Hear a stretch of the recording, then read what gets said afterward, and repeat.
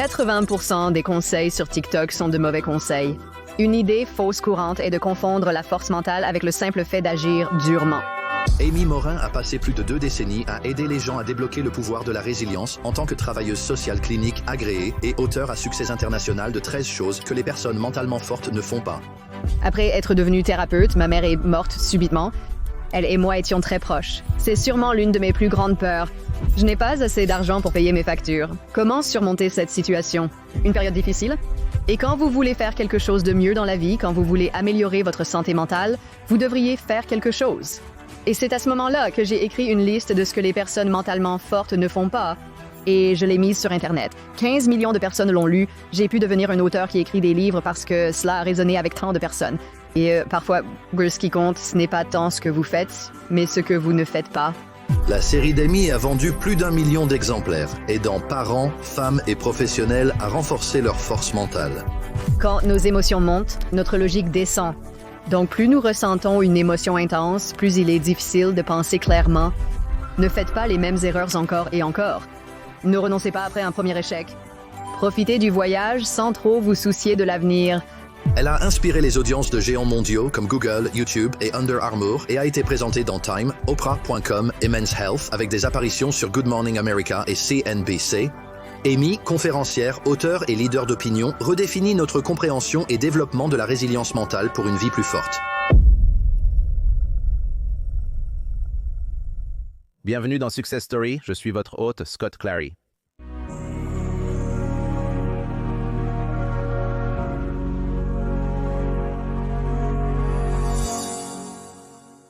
Pourquoi les gens ont-ils autant de mal à développer une résistance mentale et des callosités mentales? Et pourquoi est-il si difficile d'être mentalement fort? Quelles sont les choses, en dehors de l'évident, qui nous épuisent chaque jour et avec lesquelles nous avons tant de mal à composer? Personne ne nous apprend comment être mentalement fort, n'est-ce pas? C'est une excellente question, comme si c'était quelque chose que je n'avais pas appris à l'école. Et même quand je voulais devenir thérapeute, il parlait beaucoup de développer vos forces et de découvrir ce qui fonctionne bien dans la vie. Mais littéralement, personne ne vous dit comment traverser les moments difficiles. Comment faites-vous face au deuil et aux pertes dans votre vie? Comment surmontez-vous les obstacles rencontrés? Et il y a beaucoup de livres là-bas qui sont écrits par des gens qui sont vraiment bons en marketing, mais ce ne sont pas nécessairement de bons conseils. Et nous voyons la même chose avec TikTok. Et la recherche montrera que 80% des conseils sur TikTok concernant la santé mentale sont de mauvais conseils. En fait, une grande partie est carrément destructrice et nuisible. Oui, vous vous demandez d'où nous tirons nos informations. Eh bien, quand j'étais enfant, mes enseignants ne parlaient pas de sentiments. Mes parents ne parlaient certainement pas d'émotions ou de comment gérer la tristesse ou l'anxiété. C'était plutôt comme arrête de pleurer ou ne t'inquiète pas pour ça. Ce n'est pas utile quand tu luttes avec quelque chose que quelqu'un te dise « ne t'inquiète pas ». Ça ne te fait pas arrêter de t'inquiéter. Ça te donne juste l'impression qu'il y a un problème avec moi. À cause de cela, nous grandissons vraiment sans connaître beaucoup de ces choses de base parce que personne ne nous a enseigné. Et puis, nous n'avons pas eu l'occasion de pratiquer. Comment faites-vous face à ces défis dans la vie et que faites-vous à leur sujet? Donc, beaucoup des solutions auxquelles nous nous tournons sont des choses qui fonctionnent vraiment bien sur le moment, que ce soit manger trop parce que je suis seule ou prendre un verre parce que je pense que j'ai besoin de me détendre ou rester éveillé très tard dans la nuit parce que j'ai l'impression que cela m'aidera à rester plus productif. Toutes ces choses fonctionnent sur le moment, mais finissent par se retourner contre nous. Nous avons du mal à relier ces points ou à trouver des alternatives à mettre en place. Ou si je suis vraiment mal à l'aise en ce moment et que je pourrais atteindre cette chose qui m'aide sur le moment et que je ne vais pas faire ça, alors comment vais-je tolérer ce sentiment d'inconfort? Ou comment vais-je persévérer? Ou quand quelque chose semble effrayant comme « est-ce que cela signifie que je ne devrais pas le faire ?» Parfois, même si quelque chose vous fait peur, vous devriez quand même le faire. Mais parce que personne n'en parle et que personne ne nous enseigne ces choses, il est vraiment difficile de développer une force mentale jusqu'à ce que vous ayez une recette de comment le faire. Quels sont les prérequis et les étapes nécessaires pour atteindre cet objectif? Et je pense qu'une autre grande idée fausse est que les gens confondent la force mentale avec le simple fait d'agir dur. Et ils penseront que ne pas avoir pleuré pendant 3 mois montre une grande force. Ou si je pousse à tout prix, alors clairement je suis une personne forte. Les gens refusent d'abandonner et je vois de nombreux mèmes sur les réseaux sociaux encourageant à persévérer. Si votre entreprise est en grande difficulté et au bord de la faillite, stoppez tout et changez de stratégie. Mais je vois tellement de gens qui veulent persévérer parce qu'ils pensent qu'en faisant quelque chose de différent, en pivotant, en abandonnant, ce serait juste un signe que je ne suis pas assez mentalement fort pour y faire face. Mais il y a tellement de choses dans la vie dont nous devrions nous éloigner et apprendre.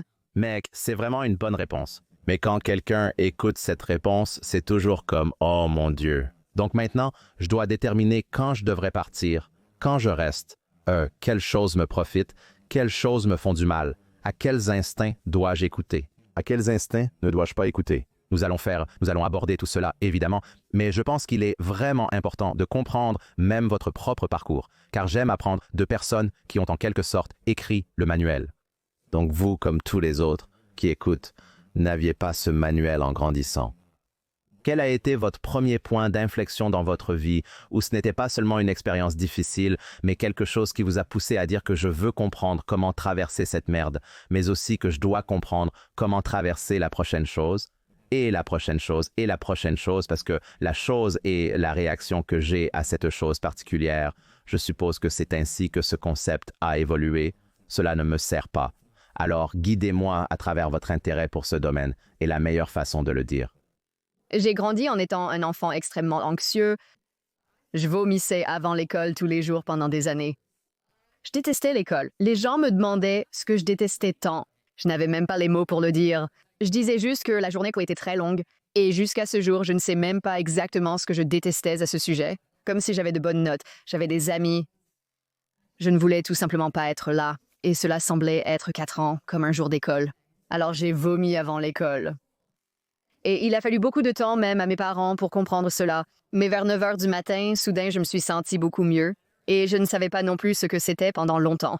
Mais vers 9 heures du matin, je m'amusais en courant partout. Et ils étaient là, le bus vient de passer. Et une fois que tu réalises que tu n'as pas école, tu te sens soudainement mieux. Et donc je savais qu'en tant qu'adulte, je ne voulais jamais faire quelque chose qui me ferait me sentir si mal que j'aurais une réaction physique comme ça. J'ai toujours été intriguée par la force mentale. Nous n'avons jamais eu de thérapie pour ce problème. Nous n'aimions jamais cela. Ce n'était pas courant dans le Maine rural où j'ai grandi et où personne n'en parlait. Je ne connaissais personne qui suivait une thérapie. Mes parents n'ont donc jamais vraiment envisagé cette possibilité. Et ils se disaient que dans la vie, il faudra comprendre certaines choses. Mais je voulais vraiment comprendre pourquoi cela arrive. Et donc, à l'origine, je pensais devenir médecin. J'ai réalisé très tôt à l'université que ce n'était pas pour moi. J'ai changé de cap et je suis entrée dans le travail social. Je suis devenue travailleuse sociale clinique. Ma sœur est aussi thérapeute, étrangement. Pendant une période, nous avions des bureaux voisins dans le Maine rural. C'était comme si elle et moi étions les 2 seuls thérapeutes dans un rayon de 100 miles. Donc, pour voir un thérapeute, vous deviez consulter l'un de nous. Mais environ 1 an après que je suis devenue thérapeute, ma mère est décédée subitement. Elle a eu une anévrisme cérébrale et nous étions très proches, elle et moi. En la perdant, j'ai réalisé que c'était probablement l'une de mes plus grandes peurs dans la vie. Et maintenant, je l'affronte de front. Et comment on surmonte ça? Et j'ai eu l'impression que même en tant que thérapeute, j'étais incroyablement mal préparée à traverser le deuil et à y faire face. Et c'est vraiment ce qui m'a lancé dans mon voyage de, d'accord, comment construit-on la force mentale quand on traverse des moments difficiles? Et qu'est-ce que cela signifie d'être fort quand votre cœur est brisé, quand vous luttez vraiment? Et c'était 3 ans jour pour jour après la mort de ma mère. 26 ans et décédée d'une crise cardiaque, ce que je ne pensais même pas possible à cet âge. C'était ma plus grande peur après avoir perdu ma mère. Ma plus grande peur dans la vie était certainement « Que se passerait-il si je perdais encore quelqu'un de proche? » Évidemment, chérie, ça aurait été ma plus grande crainte. Mais au fond de moi, je me dis que ça n'arrive pas, n'est-ce pas? Comme si tu n'allais pas perdre. Et ça a simplement donné l'impression, voilà. Au-delà même des mots pour décrire comment c'était, cela s'est passé le jour du 3e anniversaire de la perte de ma mère. Nous discutions du fait qu'un anniversaire peut être difficile. Que allons-nous faire ce jour-là? Et c'est ce soir-là qu'il est mort d'une crise cardiaque. Je n'ai désormais plus ni ma mère ni mon mari. Je suis censée être une thérapeute qui aide les autres à gérer leurs problèmes. Je n'ai pas assez d'argent pour payer mes factures. Les thérapeutes ne gagnent pas beaucoup. À ce moment, nous avions une maison et une hypothèque. Et je me suis dit, comment traverser cette conversation sur, une période difficile? Et beaucoup de ce que j'avais appris à ce moment-là était, d'accord, à l'école, on m'avait appris que lorsque tu veux faire quelque chose de mieux dans la vie, lorsque tu veux améliorer ta santé mentale, tu devrais faire quelque chose comme ajouter quelque chose de bon à ta liste de choses que tu fais déjà. C'est durant cette période difficile que j'ai réalisé que je ne voulais pas ajouter une tâche supplémentaire à ma liste de choses à faire. Amy, pratique la gratitude 3 heures par jour et tu te sentiras mieux. Ça n'a pas marché. Je me suis dit que je devais me débarrasser de quelque chose. Tant que je ne fais pas certaines choses, je vais bien.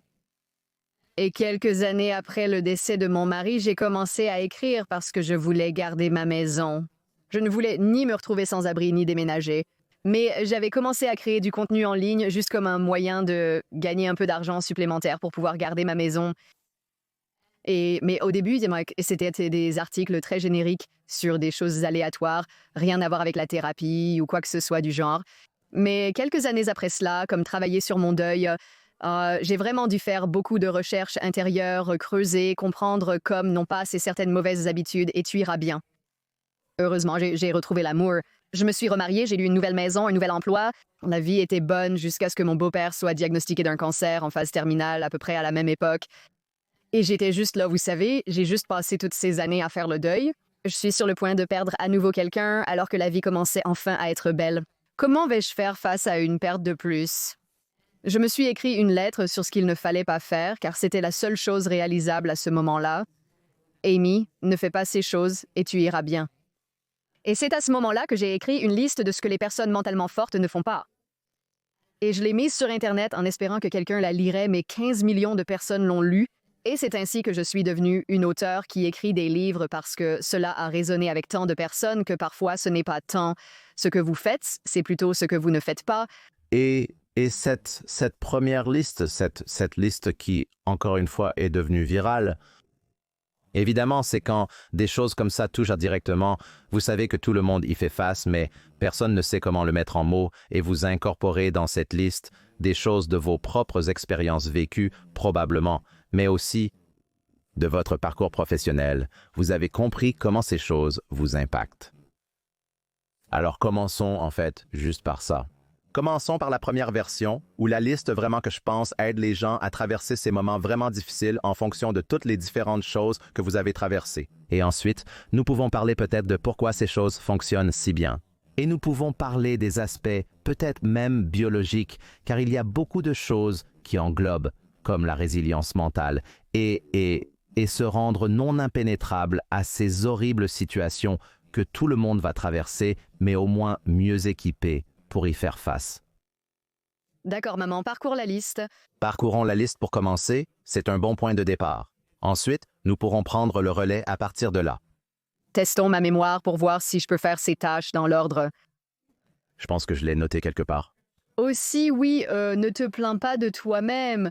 Ne donne pas ton pouvoir, ne fais pas les mêmes erreurs encore et encore. N'abandonne pas après ton premier échec, n'aie pas peur de la solitude, ne fuis pas le changement, ne ressens pas de ressentiment face au succès des autres. Ne t'inquiète pas de plaire à tout le monde, ne pense pas que le monde te doit quelque chose. Parlons de ces règles, ou de ces, je suppose, ces lois des choses que les personnes mentalement fortes ne font pas. Alors, pouvez-vous, d'un point de vue de thérapeute, parler de pourquoi ces choses sont si puissantes? Et vous n'avez pas à passer par chacun d'eux, mais parler de ce que ces choses font réellement à la personne lorsqu'elle traverse une période difficile. Pourquoi, par exemple, ne pas faire certaines de ces choses vous permet de traverser un décès ou cette expérience très traumatisante? En bref, il s'agit de prendre la responsabilité de vos pensées, de vos émotions et de vos comportements. La liste commence par « Ne vous apitoyez pas sur votre sort », car c'est précisément la situation dans laquelle je me trouvais. Je trouvais cela injuste, une nouvelle perte s'ajoutait à ma vie. Pourquoi moi? Mais je savais en tant que thérapeute, comme n'importe qui se plaint de lui-même ne va pas s'améliorer.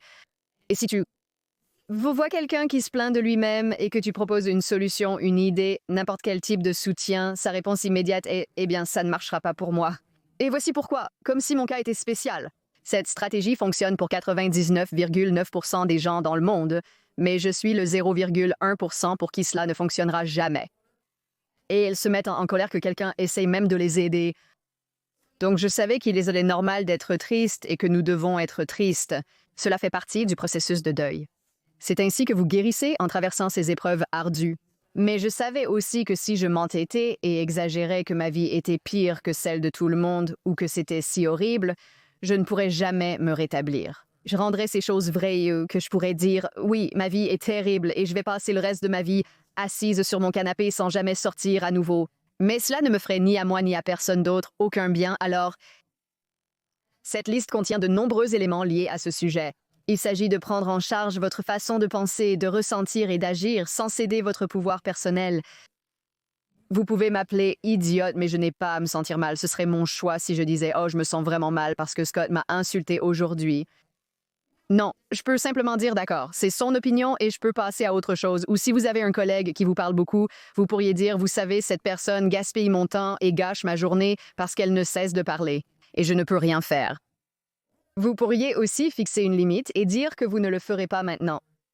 Merci d'avoir discuté avec moi, mais je ne peux pas parler. Je suis occupée, oui, j'ai quelque chose à faire. Toutes ces choses sont parfois difficiles à accepter. Tu sais, c'est vraiment moi qui suis responsable.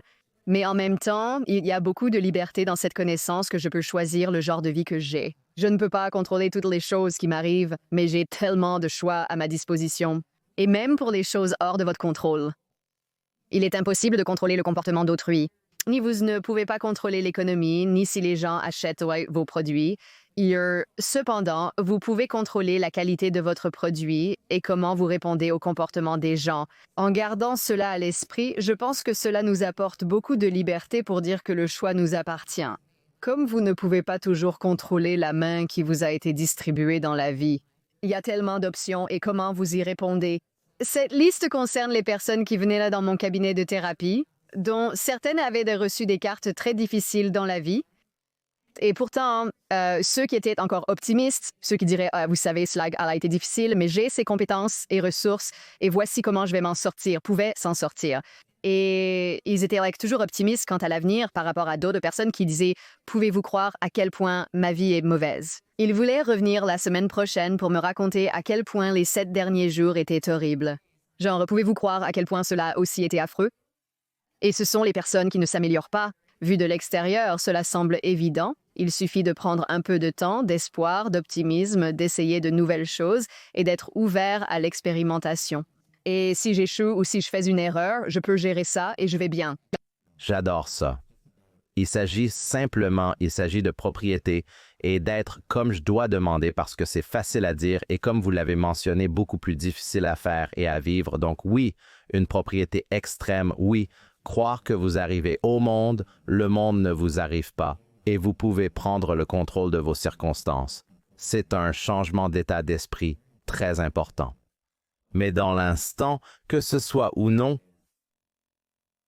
Dieu nous en préserve, quelqu'un décède ou, à une échelle beaucoup plus légère, votre entreprise ne fonctionne pas ou votre conjoint vous trompe. À ce moment-là, pour certaines personnes, il est presque impossible de se détacher parce que je pense que, tout comme la colère et l'anxiété prennent le dessus, elles prennent le dessus et vous vous sentez impuissant. Alors, peut-être parler de votre stratégie ou même de certaines des stratégies que vous avez aidé vos clients à mettre en place en tant que thérapeute. Comment vous détacher du moment pour pouvoir penser clairement, pour pouvoir revenir à cette liste. Car je pense que si quelqu'un ne traverse pas quelque chose de traumatisant, il est très facile de dire « Oh oui, ça semble bien pour la prochaine fois » jusqu'à ce qu'il traverse des merdes. Et puis tout à coup, comme les règles sortent par la fenêtre, C'est exact et c'est ce qui se passe. Nous savons, d'après les recherches, que lorsque nos émotions augmentent, notre logique diminue. Donc, plus nous ressentons une émotion intensément, plus il est difficile de penser clairement, comme vous venez de le suggérer. Si on vous faisait passer un test quand vous êtes très en colère, vous auriez de mauvais résultats. Vous devenez littéralement stupide lorsque vous êtes en colère. Et l'anxiété nous fait le même effet, tout comme une tristesse accablante. Il est presque impossible de déterminer que dois-je faire ensuite. Nous avons donc tous besoin d'outils pour gérer les sentiments inconfortables. Et parfois, ce sont des choses simples. Nommer une émotion atténue grandement son impact. Si je pouvais dire « Je suis vraiment anxieuse aujourd'hui », mon anxiété diminuerait un peu, simplement parce que j'aurais aidé mon cerveau et mon corps à le comprendre. Puis je me demandais « Cette émotion m'est-elle vraiment utile ?» Nous l'appellerons un ami ou un ennemi. Comme parfois c'est notre ami. Si vous vous sentez triste à propos de quelque chose que vous avez perdu, embrassez-le sans hésiter. Mais si vous êtes triste et que vous êtes sur le point de demander une augmentation à ce moment-là, ce n'est pas votre ami. Vous souhaitez améliorer votre humeur avant d'entrer en réunion. Nous avons donc tous besoin de compétences et d'outils pour améliorer notre humeur. Vous pouvez écouter une chanson joyeuse pendant quelques minutes. Cela pourrait revenir à dire « Je vais me balader dans le quartier. Je vais sortir dans la nature.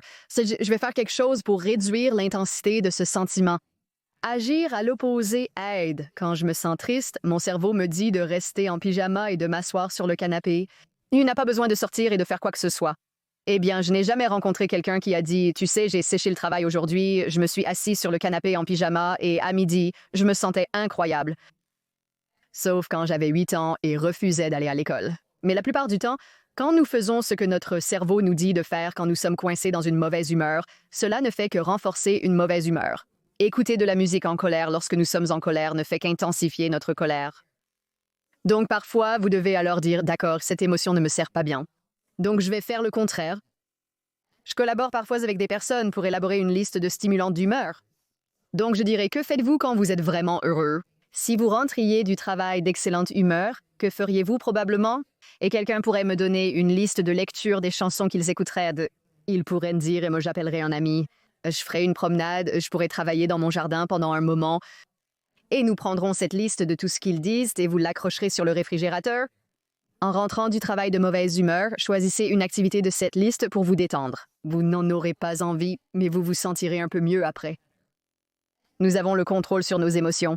Tant de gens disent « Eh bien, vous ne devriez pas contrôler ce que vous ressentez. » Non, par tous les moyens, vous devriez. Et s'il est normal de ressentir de la tristesse et de l'anxiété quand ces émotions vous sont utiles, mais vous n'avez pas à rester bloqué dedans. Nous avons un certain contrôle sur notre comportement et nous pouvons également contrôler ce que nous pensons. Se réveiller triste peut vous faire penser que la journée sera terrible. Je ne peux rien gérer, les gens vont être méchants avec moi, personne ne m'aime. Ruminer ces pensées ne fera qu'aggraver ton mal-être, créant ainsi un cercle vicieux. Alors change ta façon de penser, trouve une raison pour laquelle aujourd'hui pourrait être une bonne journée. Quelle est une chose que je peux faire aujourd'hui? Et puis tu changes aussi ton comportement. Donc, en changeant notre façon de penser et d'agir, nous modifions nos émotions.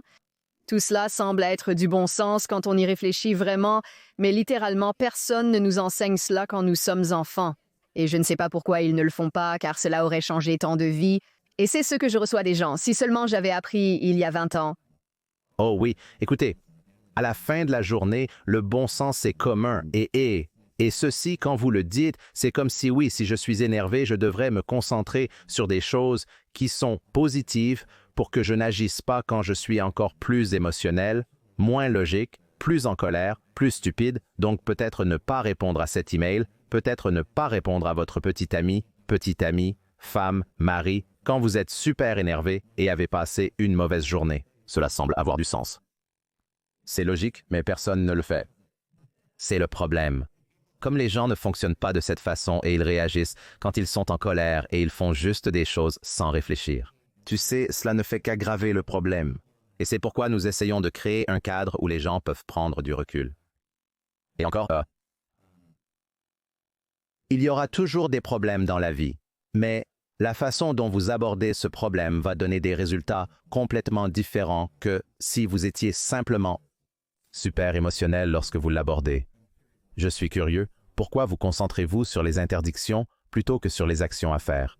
C'est en quelque sorte le principe de votre travail? En tant que thérapeute, on m'a conseillé de mettre l'accent sur les points forts des patients. Quand quelqu'un entre dans votre bureau et dit « Amy, j'écris dans mon journal de gratitude 3 fois par jour. Vous devriez m'encourager à poursuivre dans cette voie. » Je pensais que si j'allais voir un entraîneur physique et qu'il me disait de m'entraîner pendant 30 minutes, je le ferais simplement. D'accord, je le ferai. Si je voulais vraiment me mettre en forme, je suivrais vos conseils. Et s'ils ne m'interdisaient pas de manger le beignet à la gelée en allant à la salle de sport? Genre, je serais méga énervée de devoir passer 1 heure de plus sur le tapis de course. Non, je préférerais simplement renoncer au beignet.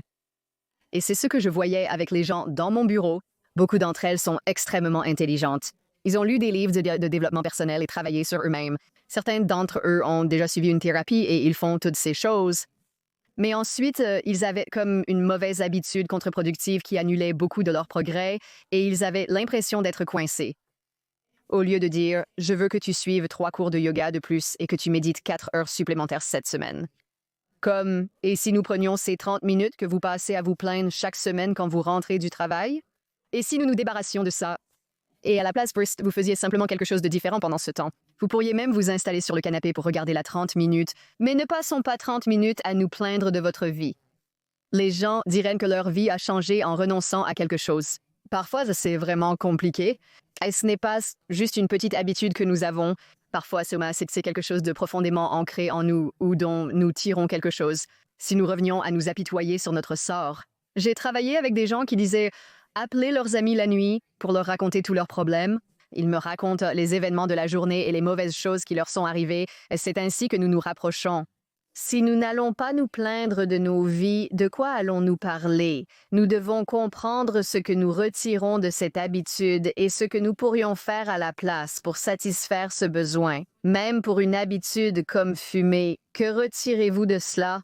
Cela soulage peut-être votre stress. Alors que pouvons-nous faire d'autre pour y remédier? Il est impossible de simplement dire à quelqu'un d'arrêter de fumer. Nous devons examiner ce que vous retirez de ces choses. Et ensuite, que pourriez-vous faire à la place? Mais quand les gens abandonnent cette habitude qui les a maintenus coincés dans la vie, soudainement, toutes leurs bonnes habitudes deviennent beaucoup plus efficaces. Et je suis une grande fan de l'idée de travailler plus intelligemment plutôt que plus dur. Tant de personnes venaient dans mon bureau et elles étaient épuisées. Et même venir en thérapie semblait être une tâche supplémentaire sur leur liste. La dernière chose qu'ils voulaient était que je leur donne 6 autres tâches à faire cette semaine. Et je sais que quand je me sentais dans une mauvaise passe dans la vie, cela n'aurait pas été utile non plus. J'avais juste besoin de savoir, qu'est-ce que tu n'as pas besoin de faire aujourd'hui? Et si je lisais cette liste le matin, ce que je ferais, je la lirais le matin, la lirais l'après-midi, la lirais le soir. Tant que je pouvais dire « évite ces choses aujourd'hui et ça ira », c'était plus gérable que de créer une liste de 13 tâches à faire absolument aujourd'hui. Stan est très sage et vous l'avez probablement vu. Je suis tellement curieux, mais vous croyez qu'il y a certaines habitudes qui sont si négatives que les gens les font et qui sont si puissantes qu'elles peuvent faire dérailler tout le progrès positif qu'ils font. C'est à ce point que certaines de ces mauvaises habitudes peuvent être mauvaises, qui peut-être ne semblent même pas si mauvaises. Se plaindre pendant 30 minutes après le travail peut sembler anodin, mais vous affirmez que cela peut ruiner beaucoup de progrès. C'est vraiment possible. Et c'est le truc. Beaucoup de ces choses ne semblent pas être un gros problème. Ou si quelqu'un dit « D'accord, j'ai du mal à prendre des risques », eh bien, cette personne pourrait faire des progrès incroyables dans sa vie professionnelle et personnelle.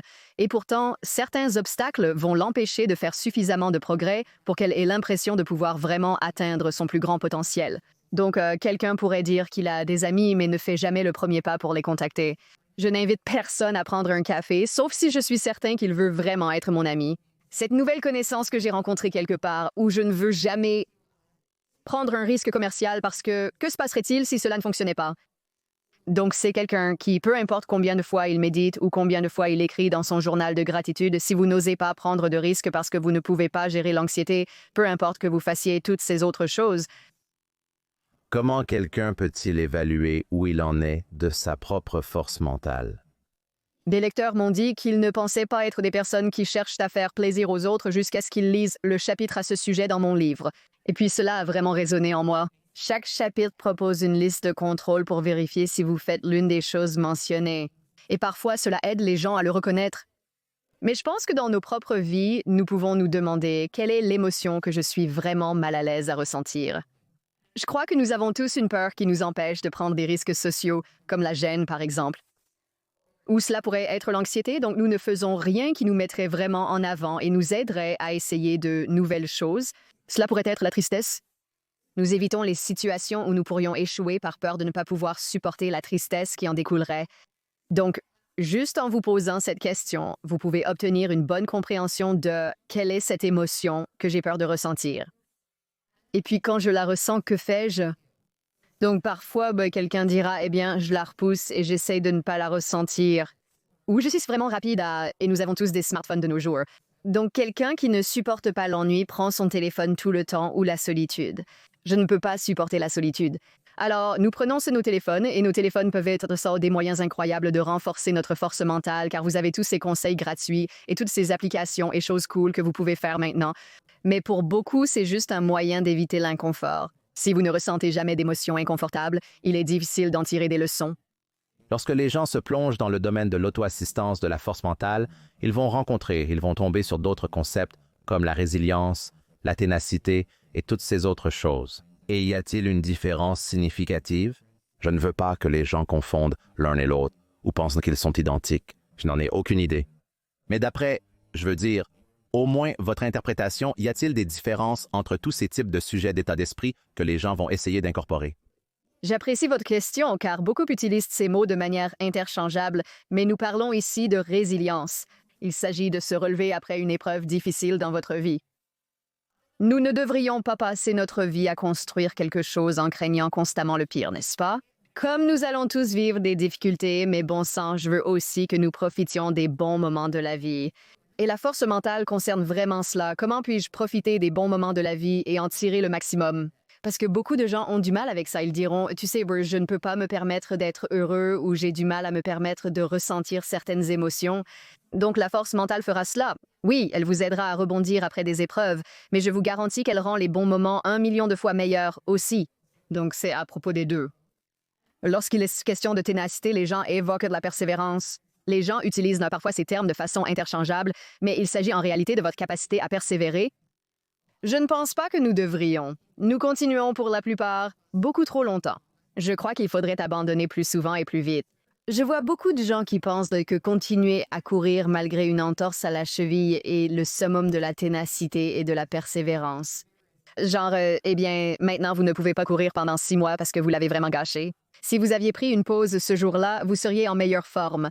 Mon entreprise a perdu de l'argent pendant 3 mois, mais je me suis dit que si je tenais un peu plus longtemps, ça irait. 3 mois? Et si c'était plutôt 3 ans? Exact.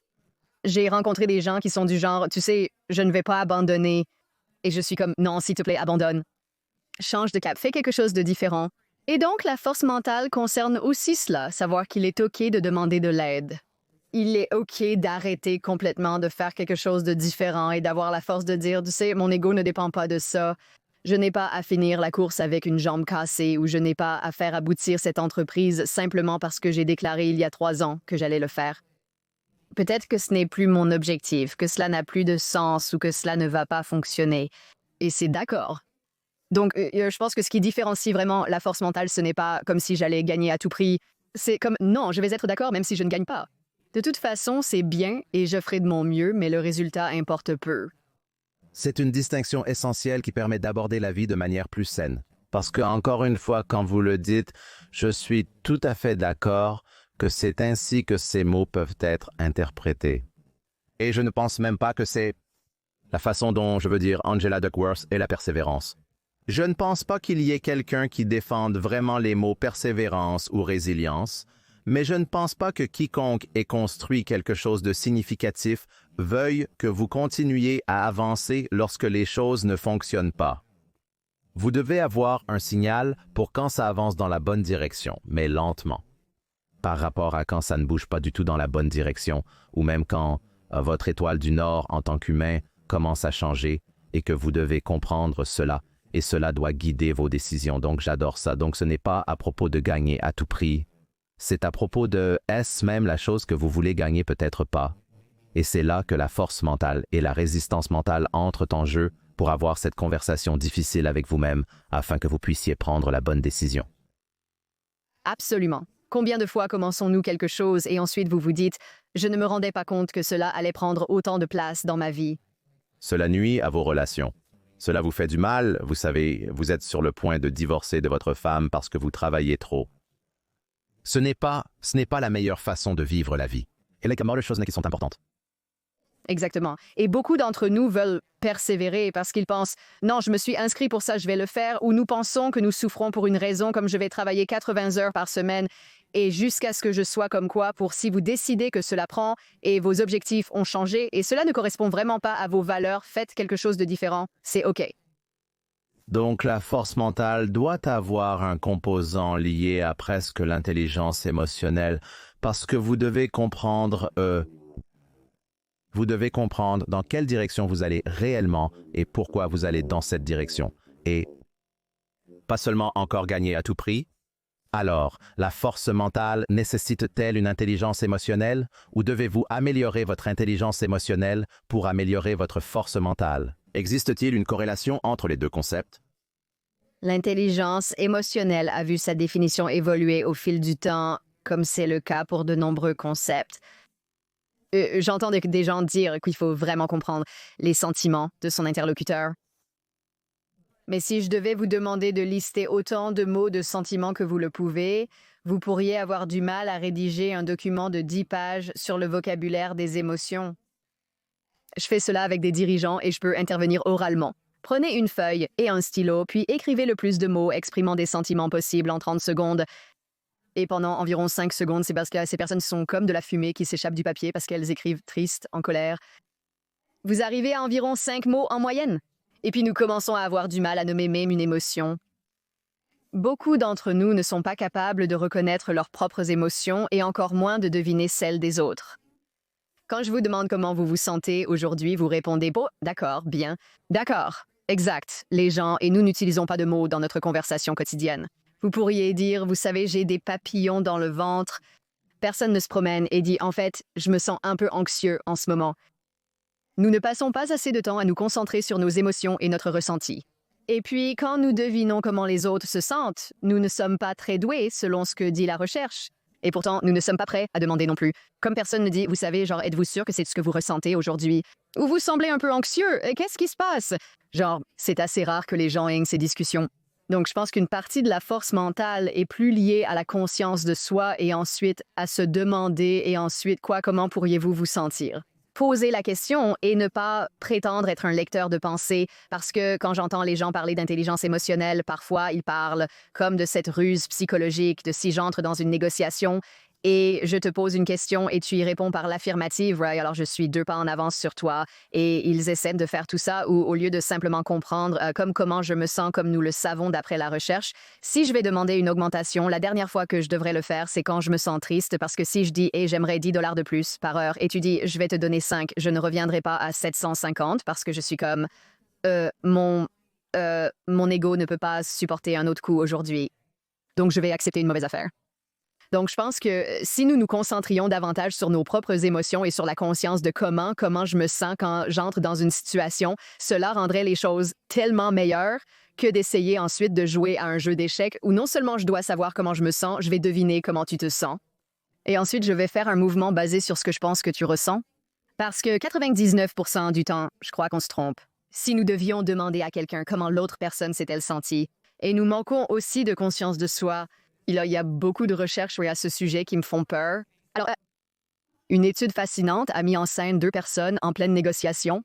Ils ont mis les gens en paire. Ils les ont fait négocier sur des objets sans valeur ou quoi que ce soit. Et à la fin de l'expérience, ils demandent aux gens « Étiez-vous un salaud ou étiez-vous un paillasson ?» Ensuite, ils ont interrogé l'autre personne à l'autre bout, lui demandant si elle était un salaud ou un paillasson. Presque tout le monde s'est trompé par rapport à ce qu'était l'autre personne. Les gens qui sont comme « Oh, je suis un paillasson ». L'autre personne, c'est comme « Non, en fait, tu étais un imbécile ». Donc, le fait que nous ne pouvons même pas dire quand nous négocions si nous sommes un peu faibles ou si nous sommes exagérés, je pense que cela en dit long. Parfois, certains diront que l'opinion des autres à votre sujet ne vous concerne pas. Non, cela vous concerne absolument. De nombreuses personnes viennent dans mon cabinet de thérapie en disant ne pas savoir pourquoi elles ont été licenciées de leurs 3 derniers emplois. Ah, je suis une personne vraiment polie, je suis un travailleur acharné. Vous êtes perçu différemment par les autres. Donc, vous devez savoir comment vous êtes perçu. Ou les personnes qui ont des problèmes de relation ne savent pas qu'elles peuvent paraître peut-être impolies ou qu'elles peuvent paraître insincères. Donc, plutôt que de deviner comment se sentent les autres, c'est une longue réponse à votre question sur l'intelligence émotionnelle, mais plutôt que de deviner comment se sentent les autres. Je pense que nous nous en sortirions mieux si nous nous concentrions sur mes sentiments et si nous demandions plus ouvertement aux gens comment je me présente lorsque je prends la parole lors d'une réunion. Est-ce que je donne l'impression d'être assertif ou est-ce que je donne l'impression d'être follement en colère et de ne pas savoir de quoi je parle? Ou que je ne maîtrise pas mes émotions? Cela serait bien plus utile. Mais je pense que c'est très intelligent, car lorsque vous avez une bonne jauge, une bonne lecture de qui vous êtes, c'est là que vous pouvez appliquer la force mentale de manière appropriée.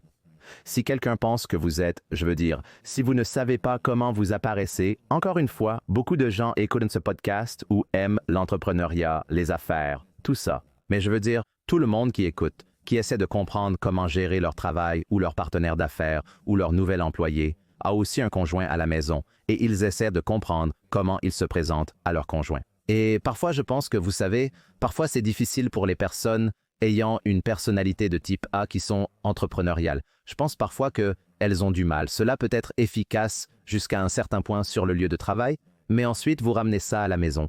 Et cela va aussi être assez difficile pour votre conjoint, surtout si, lors de votre première rencontre, vous n'étiez pas cette personne, mais vous avez ensuite eu l'impression de devoir le devenir pour réussir.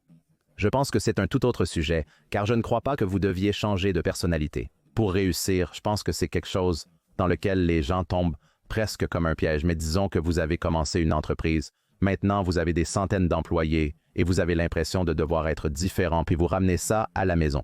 Bien, c'est parce que vous avez perdu le sens de qui vous êtes. Et puis, si votre conjoint se dispute avec vous bien, vous n'appliquez pas la force mentale et trouvez la volonté de répliquer, vous devez faire une introspection et réaliser que ce n'est pas eux le problème, c'est moi. Et l'application de la force mentale est en fait de mettre de l'ordre dans mes affaires et d'être un bon partenaire, pas d'arriver à la dispute avec autant de feu et de munitions que possible. Donc, je pense que cette prise de conscience de soi est importante parce que vous ne voulez pas appliquer incorrectement la force mentale non plus. Vous avez raison. Il y a tout un tas d'outils et de compétences, et nous devons savoir qu'une partie de la force mentale consiste à savoir quand utiliser chaque outil, n'est-ce pas? Le conjoint dit « Hey, j'aurais besoin d'aide pour la vaisselle, comme vous n'allez vraiment pas négocier. Je ferai 3 assiettes si vous en faites 4. Ce n'est pas le moment d'utiliser ça où je vais me calmer avant de répondre à votre question. Il y a tous ces outils et stratégies, et une partie de la conscience de soi consiste à savoir « Oui, quand est-ce que je l'utilise et ça fonctionne bien dans cette situation dans ma vie professionnelle, mais peut-être pas dans ma vie personnelle? » Y a-t-il des stratégies ou parce que quand nous avons commencé à discuter, vous savez, il y a ces événements de la vie qui sortent de nulle part et qui vous déstabilisent complètement. Et puis vous savez, si vous n'avez pas été comme pratiquer ou trouver un moyen d'augmenter votre force mentale, quand ces choses ne vous arrivent pas, alors quand les choses vous arrivent, vous avez l'impression que votre émotion monte, vous prenez de mauvaises décisions. Y a-t-il des pratiques quotidiennes ou des choses quotidiennes que vous pouvez faire quand il ne se passe rien de mal, qui peuvent augmenter votre force mentale, afin que lorsque des merdes arrivent, vous soyez mieux équipé pour y faire face? Oui, et la dernière fois que vous voulez aimer, travaillez sur vos muscles physiques et comme si vous deviez soulever une lourde boîte ou comme laissez-moi aller soulever des poids maintenant et je vais mettre cette boîte en haut comme vous vouliez le faire le mois dernier.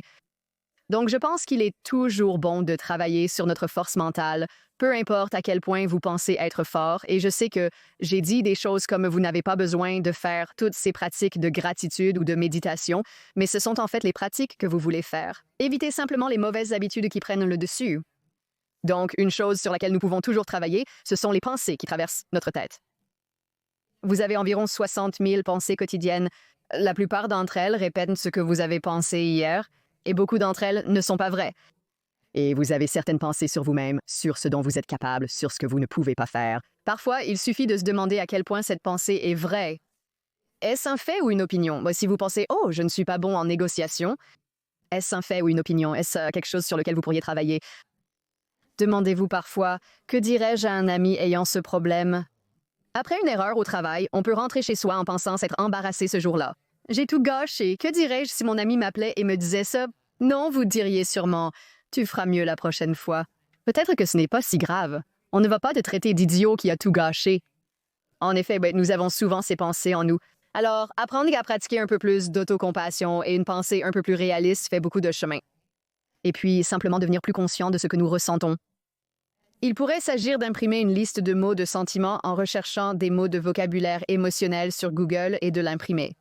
Accrochez-la à votre miroir de salle de bain en vous brossant les dents 2 fois par jour, matin et soir. Regardez simplement la liste et demandez-vous comment vous vous sentez à cet instant. Et accoutumez-vous à nommer l'émotion que vous ressentez. Réfléchissez ensuite à l'impact de cette émotion sur votre journée. Peut-être que vous êtes anxieux à propos de l'examen de santé de votre grand-mère. Soudainement, vous avez une réunion cruciale demain. Eh bien, il est probable que vous emportiez cette anxiété dans cette réunion. Mais juste en étant conscient, d'accord, je me sens anxieux aujourd'hui. Je serai donc probablement réticent à prendre des risques lors de cette réunion. Cette autoconscience est très utile pour que si dans 3 mois ou 6 mois vous rencontrez une difficulté beaucoup plus grande ou une difficulté incroyable, vous avez déjà quelques compétences dans votre ceinture d'outils sur comment changer votre façon de penser et comment faire face et identifier certaines de ces émotions que vous ressentez. Y a-t-il un modèle, comme si ce modèle fonctionne si, vous savez encore une fois, au début, vous dites qu'en tant qu'enfant, vous n'aviez rien? Y a-t-il un modèle que les parents peuvent enseigner à leurs enfants pour commencer à construire cette force mentale dès leur plus jeune âge? Ce modèle fonctionne-t-il aussi pour eux? Pourrait-il faire autre chose? Oh oui, absolument. Donc, c'était la question la plus fréquente que j'ai reçue lorsque mon premier livre est sorti. Les parents disaient « Super, comment pouvons-nous enseigner cela aux enfants? Je veux que mon enfant de 12 ans apprenne cela. » J'ai écrit un livre nommé « 13 choses que les parents mentalement forts ne font pas ». Et c'est vraiment sur comment commencer à enseigner ces compétences aux enfants dès l'âge de 4 ou 5 ans jusqu'à l'adolescence. Et une partie de cela est pour nous de ne pas prendre la responsabilité de leurs émotions. De nos jours, nous divertissons les enfants qui s'ennuient. Nous les réconfortons quand ils sont tristes et cherchons à les apaiser lorsqu'ils sont en colère. Alors, au lieu que nous le fassions, comment leur donner les outils? Et il y a beaucoup de choses que nous pouvons faire sur le moment. Un kit d'outils pour les petits enfants, comme un kit physique, mais version kit de calme. Quand tu es en colère, tu peux aller chercher de la pâte à modeler ou un autre objet dans cette boîte pour t'aider à te calmer. J'ai aussi écrit un livre pour les enfants de 8 à 12 ans. Il leur apprend le langage et le vocabulaire pour gérer les moments difficiles et s'en sortir. Je pense qu'il est crucial d'apprendre ces choses dès le plus jeune âge. Je suis complètement d'accord. Tous les auditeurs de cette émission sont probablement axés sur le développement personnel. Donc ils adhèrent déjà à ces concepts, mais ces concepts n'existent pas en silo, n'est-ce pas? Vous avez des enfants et des partenaires. En fait, c'est aussi un point intéressant. Quelqu'un qui écoute cela, son partenaire n'est pas, ou même son collègue n'est pas. Quelqu'un dans leur entourage qui ne suit pas cette émission souhaite aider une personne proche vivant une période difficile. Existe-t-il une stratégie pour aider une autre personne à surmonter une épreuve similaire? Il y en a. Donc notre tendance est souvent de donner des conseils aux gens, n'est-ce pas? Si tu viens à moi avec un problème, je vais tenter d'être rapide pour te dire ce que tu devrais faire. Mais ce qui se passe, c'est que, disons que tu as commencé à fumer des cigarettes. Demain, tu as décidé que fumer allait être une chose incroyable qui allait t'aider avec ton stress. Le lendemain, j'ai dit que fumer était en fait mauvais pour la santé. Tu devrais arrêter. Tu commences alors à me dire toutes les raisons pour lesquelles tu aimes fumer. Eh bien, en fait, Amy, ça m'aide avec mon stress. Ça me fait me sentir beaucoup mieux. Je peux faire une pause toutes les 20 minutes pour fumer. Et j'adore ça. En vous disant de ne pas fumer, j'ai en réalité augmenté les probabilités que vous continuiez. Quand nous faisons la leçon à quelqu'un ou que nous lui donnons des conseils, il répond en fait avec toutes les raisons pour lesquelles il ne veut pas faire quelque chose. Nous avons tendance à accorder plus de crédit à nos propres paroles qu'à celles des autres. Quand je vous dis que j'aime cette mauvaise habitude et pourquoi, cela l'incruste en fait plus profondément dans mon cerveau. Donc, ce que vous voulez faire lorsque vous aidez quelqu'un d'autre à développer sa force mentale ou qu'il traverse une période difficile, c'est simplement être un bon auditeur et poser des questions. Comme « Hey, avez-vous des préoccupations concernant le tabagisme? » Mais pas d'une manière prétentieuse, mais pour demander comme, et peut-être qu'ils diront « Vous savez, je pense réellement que ça coûte beaucoup d'argent. Oh, d'accord, ils n'ont peut-être pas la préoccupation que c'est mauvais pour leurs poumons. » Mais ils pourraient dire que je suis préoccupée par le facteur financier, alors vous allez avec ça comme « Oh, vraiment, combien ça coûte de fumer ces jours-ci? » Et puis vous me parlez de ça et ensuite ça va augmenter les chances que vous pourriez créer un changement dans votre vie. Donc je pense juste en posant des questions et en laissant les gens savoir que tout ce qu'ils ressentent est correct. Quelqu'un traverse une période difficile et il est vraiment triste. Parfois, on propose d'aller jouer au bowling parce que nous pensons que nous devrions te rendre heureux pour la journée. Donc, je vais te traîner hors de la maison. On va dîner ensemble pour te remonter le moral. Je me sens vraiment bien en rentrant à la maison car je t'ai rendu heureux aujourd'hui. Mais parfois, les gens ont juste besoin de se sentir tristes et d'avoir quelqu'un d'assez proche qui peut tolérer leur tristesse. Donc, au lieu de dire « Non, tout va bien se passer », vous pouvez dire « Mince, je sais que les choses semblent bien sombres actuellement ». Quand vous pouvez dire cela à quelqu'un, il se sent beaucoup plus compris et entendu. C'est généralement ce dont les gens ont besoin durant les périodes sombres. Les gens tendent à résoudre leurs problèmes seuls, et ils peuvent surtout y arriver lorsqu'ils ont quelqu'un avec qui partager cette idée. Et s'ils vous demandent votre avis, soyez prêts à dire « Vous savez, si j'étais à votre place, je pense que c'est ce que je ferais ». Soyez plus prudent lorsque vous conseillez aux gens de simplement se lever et sortir, ou de faire DC, Y et Z pour se sentir mieux, car cela ne fonctionne pas toujours. Ouais. Je pense qu'une autre chose que les gens probablement... Si quelqu'un écoute cela, il essaie probablement de comprendre d'accord, quand devrais-je, même dans ma propre vie, quand devrais-je appliquer la force mentale contre quand y a-t-il une situation qui est si accablante que je devrais vraiment aller chercher de l'aide professionnelle? Et je ne veux pas laisser les gens penser qu'ils iront parfaitement bien demain. S'ils commencent à pratiquer ces choses parce que ce n'est évidemment pas réaliste, cela prend du temps pour construire ce muscle. Donc, avez-vous des conseils ou si quelqu'un écoute ceci, ils essaient de trouver un signal que, d'accord, cette pratique que j'essaie d'incorporer n'est pas suffisante pour faire face à la quantité de traumatismes, de deuil et de stress auxquels je suis confronté. Je devrais probablement aller parler à quelqu'un parce que ces mécanismes internes ne fonctionnent pas à 100%. Quel est ce point où vous sentez que la force mentale ne suffit pas? Il devrait aller parler à quelqu'un. Si cela interfère avec votre fonctionnement pendant plus de 2 semaines, donc si vous avez du mal à dormir parce que vous êtes tellement inquiet à propos de quelque chose ou que votre appétit a considérablement changé parce que vous êtes triste ou anxieux ou que vous avez traversé quelque chose qui interfère avec votre capacité à vous concentrer au travail, si vous êtes simplement stressé en général, vous êtes comme, vous savez, je ne me sens pas bien, les maux de tête et les maux d'estomac ont tendance à être des problèmes vraiment courants. Ils sont en fait beaucoup plus susceptibles d'être liés à la santé mentale par rapport à la santé physique. La plupart des visites aux urgences sont statistiquement liées à la santé mentale. Les patients ont des crises de panique et pensent qu'ils font une crise cardiaque. De nombreuses visites aux urgences sont plus liées à l'anxiété. Oui, les médecins diront que vous devriez agir à ce sujet, mais ils ne mettent souvent pas les gens en relation avec un thérapeute parce qu'ils sont le médecin des urgences. Ils vérifient juste que vous n'êtes pas en danger de mort immédiat et vous renvoient chez vous. Si vous luttez avec quelque chose pendant plus de 2 semaines, n'hésitez pas à contacter quelqu'un. Mais même si vous l'êtes et que vous êtes juste du genre « j'aimerais un bilan pour savoir comment je vais contacter un thérapeute », avant, l'ancien modèle était que vous deviez avoir une maladie mentale et que vous deviez vous inscrire à une thérapie une fois que vous étiez déjà déprimé. Heureusement, cela change. Donc si vous dites simplement « je veux juste savoir comme dans quel domaine pourrais-je faire mieux » ou « quel genre de difficultés pourrais-je avoir sur lesquelles je pourrais travailler », quel problème voulez-vous résoudre? Vous pouvez appeler quelqu'un et dire « je ne suis pas sûr d'avoir besoin de thérapie, mais puis-je simplement venir et vous exposer certaines choses ?» Et parfois, cela rassure simplement en confirmant que vous êtes sur la bonne voie, que c'est normal étant donné vos circonstances ou en indiquant ce qu'il faut surveiller. Si vous constatiez des changements et voyez ces signes, vous sauriez qu'il serait peut-être temps d'en parler à quelqu'un. Nous pouvons aussi le faire. Si quelqu'un dans votre vie ne veut pas obtenir d'aide, c'est à vous d'aller en thérapie et de dire à un thérapeute ce qui se passe. Que puis-je faire d'autre pour soutenir la personne et parfois cela fait aussi toute la différence? Oui, je pense que c'est un excellent conseil. Y a-t-il des croyances couramment répandues sur la force mentale avec lesquelles vous n'êtes pas d'accord, des choses que les gens peuvent supposer être vraies, mais que vous considérez comme inexactes ou qui font plus de mal que de bien? Vous savez, la plus grande idée fausse est que les gens diront comme je souhaiterais être mentalement fort, mais j'ai une dépression ou de l'anxiété et ce n'est pas du tout vrai. C'est comme si cela avait plus de sens lorsque nous y pensons en termes de force physique. Aller à la salle de sport et s'entraîner peut vous rendre physiquement fort et prévenir les problèmes de santé. Cependant, malgré vos efforts, vous pouvez toujours avoir un taux de cholestérol élevé ou une pression artérielle élevée en raison de vos gènes et de vos expériences de vie. La santé mentale et la force mentale sont les mêmes. Renforcer sa force mentale améliore sa santé mentale. Mais développer de l'anxiété ou de la dépression ne signifie pas que vous êtes une personne faible. Cela signifie simplement que c'est quelque chose avec lequel vous luttez.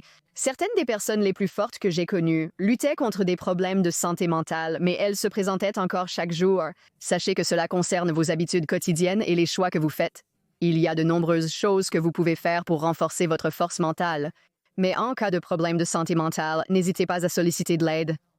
J'apprécie cette analogie, car beaucoup de ces choses, je ne sais pas vraiment. Je ne sais pas si la santé mentale est... Il y a certaines choses prédisposées que vous pouvez hériter de vos parents. Je n'en suis pas certain, mais voici un exemple personnel concernant la santé physique. Alors mon grand-père, il est décédé maintenant. Il avait la démence d'Alzheimer et c'est comme dans la famille. Alors j'essaie de faire de mon mieux pour faire des choses qui vont repousser cela le plus loin possible. Grâce à Dieu, il a vécu jusqu'à la fin de ses 90 ans. C'est donc une belle vie, mais je peux quand même faire toutes les bonnes choses. Je pourrais m'entraîner 7 jours par semaine et je sais que c'est toujours dans ma famille. Donc c'est juste une excellente conversation sur le fait que ce n'est pas de votre faute si certaines de ces choses vous arrivent encore, non pas physiquement, mais aussi mentalement, parce que vous ne pouvez pas, vous savez, vous ne pouvez pas contrôler à quoi vous êtes prédisposé. Vous ne pouvez pas contrôler beaucoup de choses Vous pourriez faire toutes les bonnes choses et vous retrouver quand même dans une situation moins qu'idéale. Absolument. Et je vois tellement de gens aussi qui, lorsqu'ils traversent quelque chose de traumatisant, ont l'impression qu'ils doivent se relever immédiatement et dire « je vais bien ». Je vais bien, même s'ils luttent parce qu'ils ont l'impression que c'est aussi un signe de force mentale, comme si j'avais traversé 7 traumatismes et que j'en suis sortie indemne. Et tant de gens disent des choses comme « eh bien, ce qui ne te tue pas te rend plus fort ». Mais je ne pense pas que ce soit vrai non plus. Parfois, quand on traverse des moments très difficiles, on peut en sortir marqué sans forcément en ressortir plus heureux ou mieux. Et donc, nous ne devrions pas minimiser nos expériences de vie. Si quelque chose de négatif vous est arrivé dans votre enfance ou à l'âge adulte, vous n'avez pas à ressentir que vous en sortirez plus fort, surtout pas immédiatement. Je vois beaucoup de gens qui, je pense, ressentent la pression de dire que cela ne les a pas du tout dérangés. Mais en réalité, ils n'ont même pas du tout traité cela. Y a-t-il une manière appropriée de non seulement gérer les traumatismes, mais aussi potentiellement les utiliser pour augmenter la force mentale à l'avenir? Comme si quelque chose vous arrive, quelle est la meilleure réaction qui vous aidera réellement? Pas bénéficier. Bénéficier est un mot complètement incorrect, mais utiliser la situation de sorte que même dans 10 ans à partir de maintenant, cela pourrait être inutile. Apprentissage ou ajout à votre force mentale. Dans les jours suivant un accident de voiture horrible ou une catastrophe naturelle, la chose la plus importante à faire est de laisser libre cours à vos sentiments, quels qu'ils soient, colère, anxiété, tristesse, et de rechercher du soutien social. Le soutien social est comme l'un des facteurs numéro 1 si vous avez quelqu'un à qui vous pouvez parler et qui peut vous comprendre. Vous êtes beaucoup plus susceptible de vous sentir capable de surmonter cela. Une grande partie de notre capacité à traverser des moments difficiles réside dans notre force intérieure et nos ressources, qui nous aident à surmonter ces épreuves. Lorsque nous traversons des moments difficiles, nous avons parfois besoin que quelqu'un nous rappelle que nous y arriverons. Et juste l'entendre de quelqu'un d'autre peut être bénéfique. Et puis plus tard, quand les gens traversent des expériences traumatisantes et qu'ils ont l'impression que cela les a changés peut-être d'une manière qui est pour le mieux, c'est souvent parce qu'ils peuvent dire « Vous savez, j'ai appris de cela ». Bien que je souhaiterais que cela ne se soit pas produit, j'ai appris quelque chose d'incroyable sur moi-même et cela m'a changé. Pour moi, la prise de parole en public était ma phobie ultime. Donc non seulement je ne parlais pas comme à l'école et même à l'université, je n'ai jamais levé la main ni dit un mot. J'ai fait l'éloge funèbre aux funérailles de mon mari. Et permettez-moi de vous dire qu'aujourd'hui, parler en public n'est nullement effrayant. Prononcer un éloge funèbre lors de funérailles n'est plus si effrayant comparé à se lever devant une foule de professionnels d'entreprise. Si je devais dire si quelque chose de bon en est sorti, eh bien, ce n'était pas une super expérience, mais en même temps, j'ai certainement beaucoup appris et je ne m'inquiète plus pour les petites choses. Et je n'ai plus à m'inquiéter de vomir avant d'aller à l'école tous les jours. Donc, d'une manière étrange, oui, il y a certaines choses qui en sont ressorties que je pense que je n'aurais pas pu vivre si je n'avais pas traversé ces épreuves. Oui, mais je pense que c'est juste, je pense que tu as fait un très bon point. Donc, si tu traverses quelque chose de traumatisant, tu n'as pas à rebondir et à en tirer des leçons demain. Mais il peut y avoir des choses à l'avenir qui t'évolueront certainement en tant qu'humain, mais je pense que le problème est quand quelqu'un essaye de réprimer ses émotions dès qu'elles se produisent, parce qu'il pense qu'il doit être fort pour tout le monde, quelle que soit la raison, doit être fort pour lui-même, être fort pour tout le monde. Je pense que c'est alors, encore une fois, je ne suis pas un professionnel, mais pour moi c'est ce qui a le plus de sens. Quant à la raison pour laquelle le traumatisme s'implante de cette façon, cela peut, honnêtement vous affecter 10, 20, 30 ans dans le futur. C'est parce que tu essaies de refouler des choses et de les gérer trop rapidement. Cela semble être une très mauvaise idée. Oui, absolument.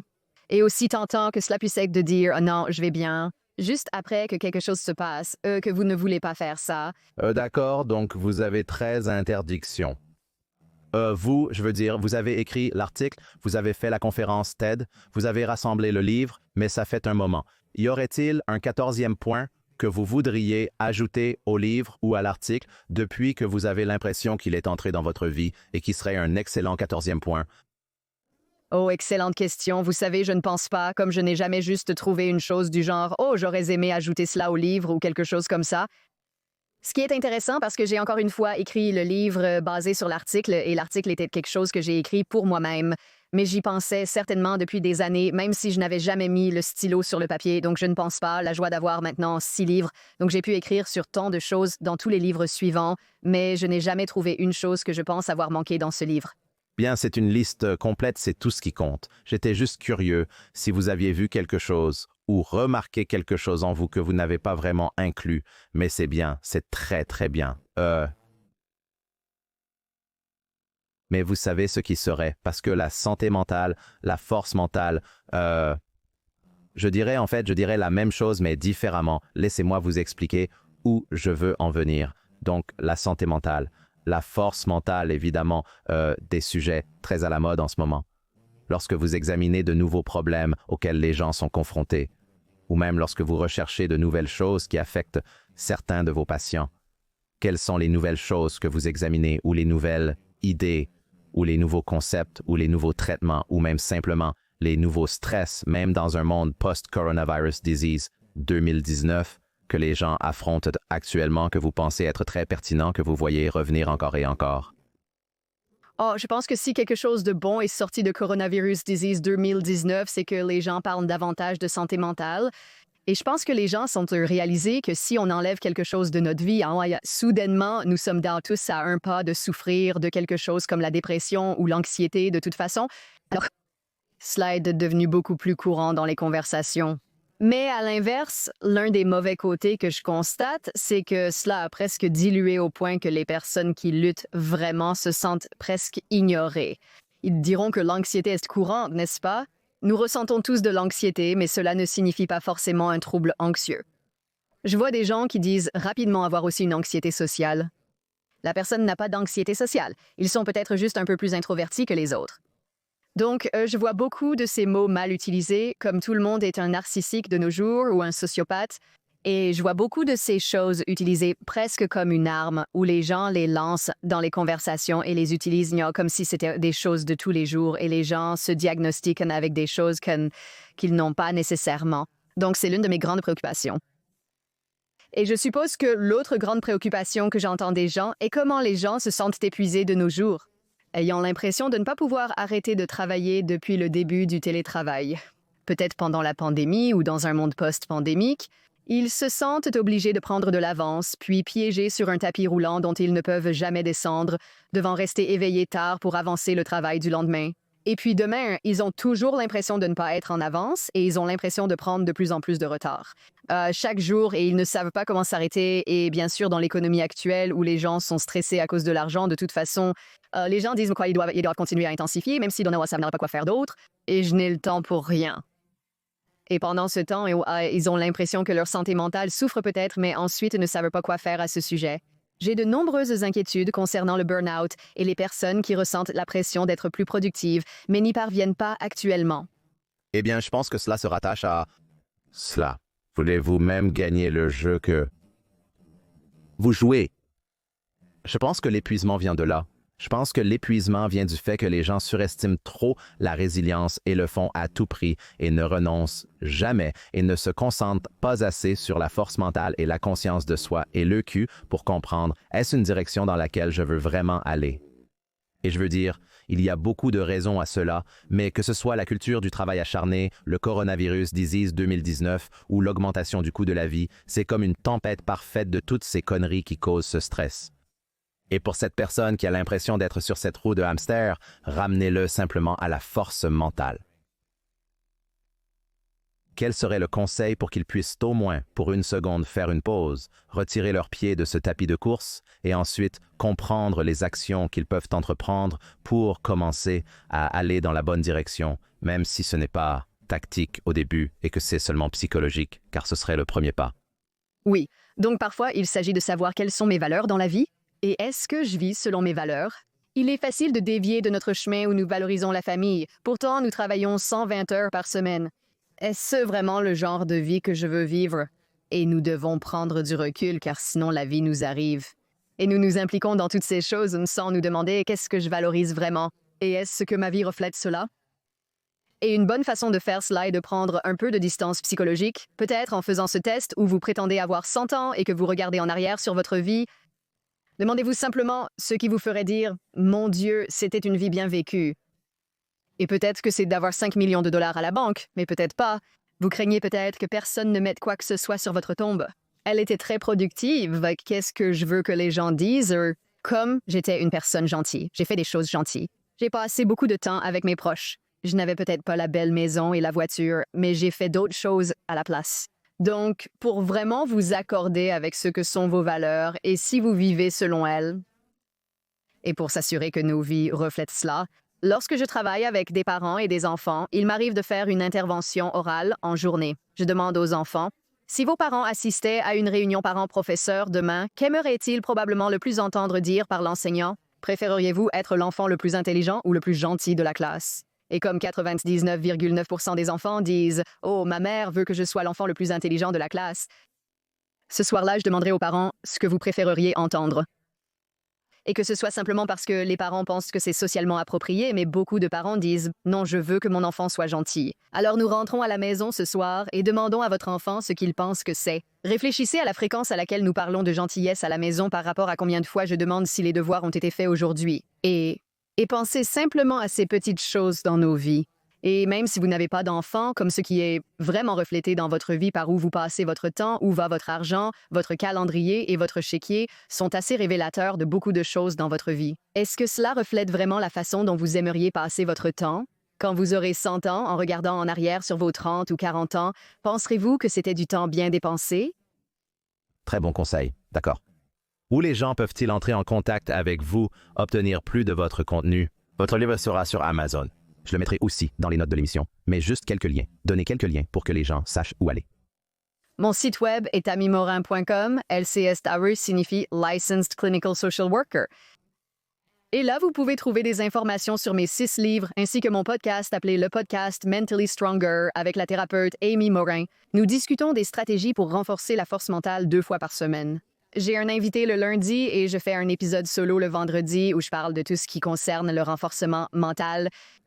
Incroyable. D'accord. Dernière question que j'aime poser parce que vous avez eu une belle carrière, plusieurs saisons dans votre vie et votre carrière, et si vous pouviez regarder en arrière et dire une chose à votre moi de 20 ans, et cela pourrait concerner votre travail, cela pourrait concerner la force mentale, cela pourrait concerner n'importe quoi. Si vous pouviez dire une chose à votre moi de 20 ans, que serait-ce? Oh, je dirais profite du voyage. Ce sera une incroyable aventure avec beaucoup de hauts et de bas, mais profite simplement du voyage et ne te préoccupe pas trop de ce qui va se passer dans le futur.